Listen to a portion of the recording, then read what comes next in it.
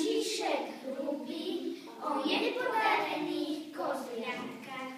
Koza vraví. Kozliatka, nechoďte mi za vrátka. Prídem večer, nebyte sa, vlk ten by vás počul z lesa. Ešte je len na priedomí, už sa bijú len tak hrmi. Synko, nie, tebe nie. V tom na dvore hromí buky, Otvárajte, čo ste luchy. Sapko šeptá. Ani múk, deti, to je starý vlk. A na dverách hromí buky, Čo počujete, či ste luchy? Otvárajte mamičke. kdeže kričia mamičke.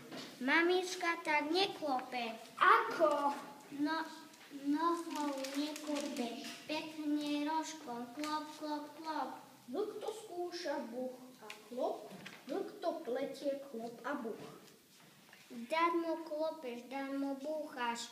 Najprv sa nám v okne ukáž. Či máš rožky bielu bradu? Mám len brucho plné hladu. Mamička nám išla z domu doniesť mliečka do vemienka.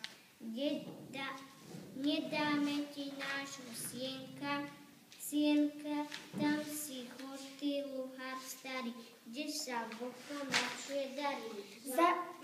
Zavrčí vlk, chrbát zježí, stiahne chvost a domov beží.